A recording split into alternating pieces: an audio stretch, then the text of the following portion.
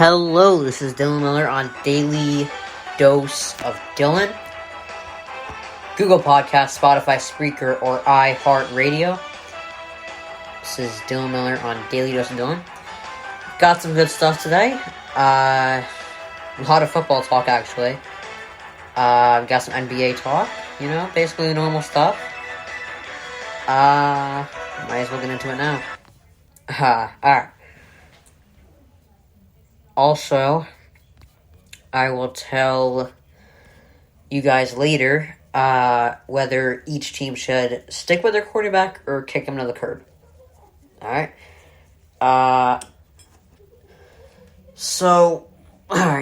Last night Westbrook dropped a triple-double, and the Lakers got I'd say, statement win over the Heat without LeBron,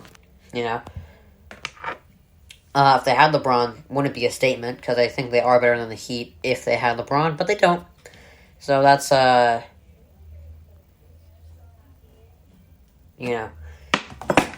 shoot, my bad. That's a big blow for them, but last night Westbrook had 25, 12, and 14 with 2 blocks.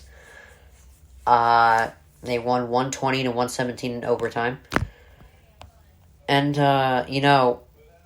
this doesn't really shock me. Westbrook is a great player in the regular season, I just don't trust him in the playoffs. I don't hate Westbrook. I don't think he's a bad player at all.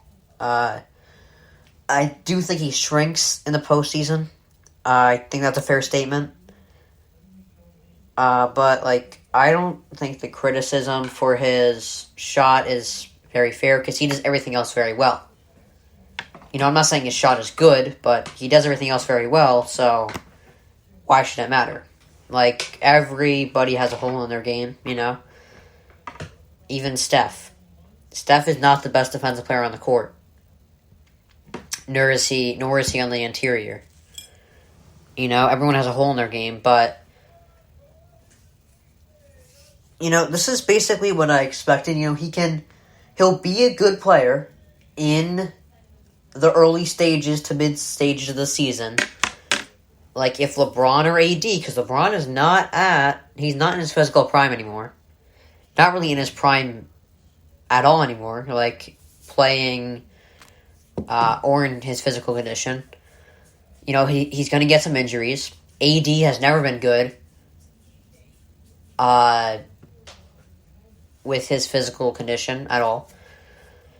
He gets a lot of injuries. And, Westbrook's a guy that can come in at some point in the season and get a triple-double like he did last night. Look at the minutes that they played last night in the Lakers game. You got AD had 44 minutes. He can't do that every night. Carmelo had 37. All right, Carmelo is not going to give you 37 minutes every night at 37 years old. All right, that's where Westbrook comes in and plays 43 minutes to help out there.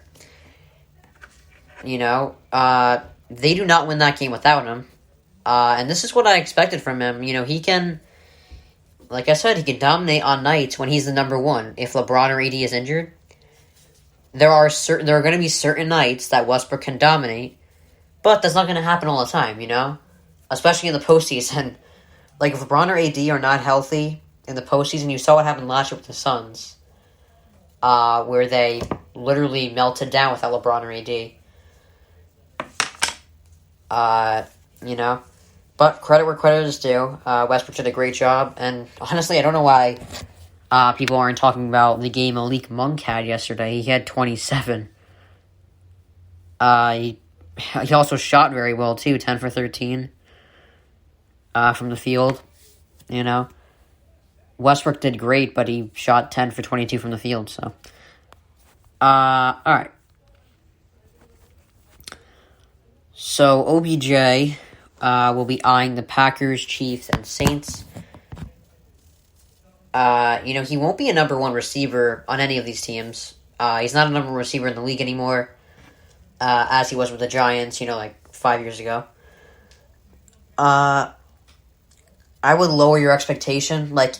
If a team gets him, just don't freak out, please. He's not the player he used to be. He was. I'm not saying he wasn't ever an elite receiver. He was, just isn't anymore because he, you know, he's just gotten a lot of injuries in the past, and the data proves, however you pronounce that friggin' word, it proves Baker is better without OBJ. So I think this is a win-win for both sides of the party here with the Browns and OBJ. I think if he plays with the Pats, the Pats will need a few explosive plays. They don't really have a number one receiver, but they never really do, other than maybe Edelman or Randy Moss. But those were both like 10 years ago. So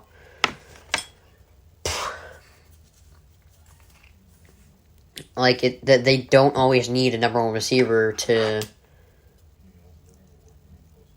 get them a win. They do still have a great defense, and Belichick is still a great coach, and they're on fire right now with the team they have. So I think if they add OBJ to the mix, it will only get better. The Saints is another interesting place. They just need an over-the-top receiver. And the Packers will work. Aaron Rodgers can make anyone work except for Odell. Unless he doesn't trust them. Because think about this. Depending on how much Rodgers trusts someone, that depends on how much they contribute to the Packers' offense. Randall Cobb is probably the number 2, or depending on the night, he's the number 2 or 3 receiver for the Packers. On any other team, he's a number 4 or 5 receiver.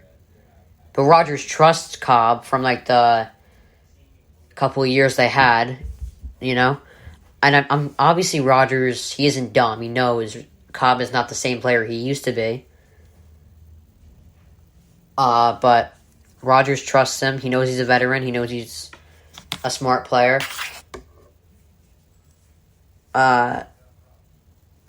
So really, with the Packers and Aaron Rodgers, he just needs to trust them, which is what I worry about as a Packers fan with him coming to the Packers. I don't know if Aaron's going to trust him. He doesn't seem like a trustworthy player, Odell, in any sense of the matter. But I really cannot tell you what he's going to do. He's not a predictable player. So we'll see what happens there.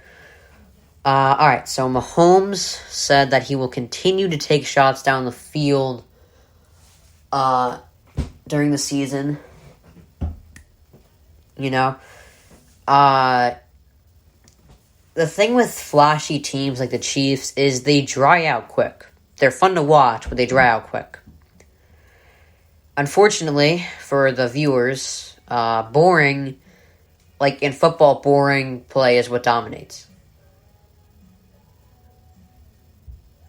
Belichick's boring Patriots, they were probably the most boring team in the league.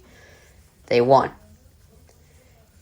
And yes, every once in a while there's going to be a flashy team that wins, but it's not going to happen a lot. It's not something that's going to happen for 20 years. It's going to happen for a few. I thought the Rams were going to beat the Patriots when they were a flashy offense in 2018, remember? Rams, Chiefs, highest scoring game. 105 total points, 54-51. Rams won that game. That was the dream Super Bowl matchup. Instead, Belichick gave us back-to-back reality checks. First, he took care of the Chiefs, who were one of the best offenses ever at that time. And then he took care of the Rams, who we all thought were the most balanced team in the league, with arguably the best offense in the league. I don't think it's a coincidence that Brady's Pats, the boring Pats, lasted 20 years, yet the greatest show on turf lasted 3 years. Super Bowl win, Super Bowl loss, NFC Championship loss. That's what happened. You know, boring is what wins. I'm not condoning it, but it's what happens. You know, but I do believe that the Chiefs are going to work it out and find a way to get out of this slump that they're in. I think Andy Reid is too smart not to, so we'll see what happens there. And I'm going to get some music going here.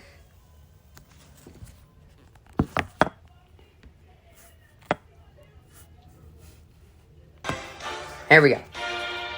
Alright. So the Panthers signed Cam Newton.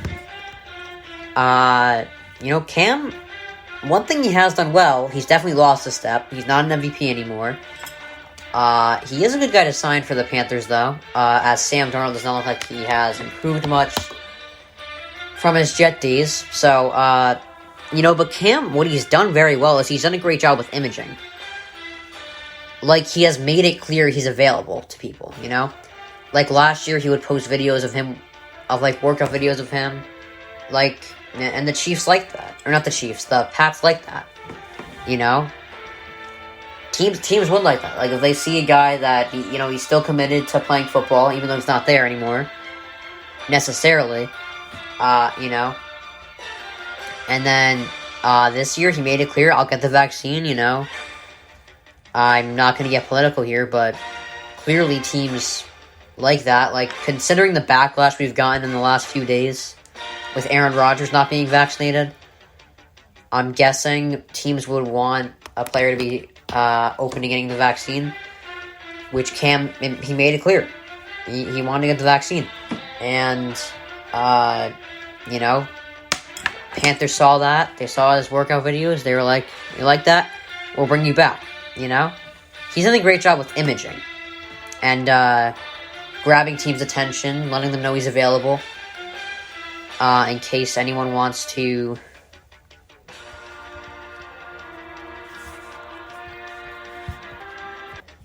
sign him. Alright. So Tua is a questionable call against the Ravens tonight. If he misses, this would be his 11th game he's missed in the last 2 years. The main concern has been his availability. Much like Jimmy G. You'd be shocked how alike they are, actually. Although Jimmy G has shown he can win and bring teams to the Super Bowl. Tua hasn't shown that.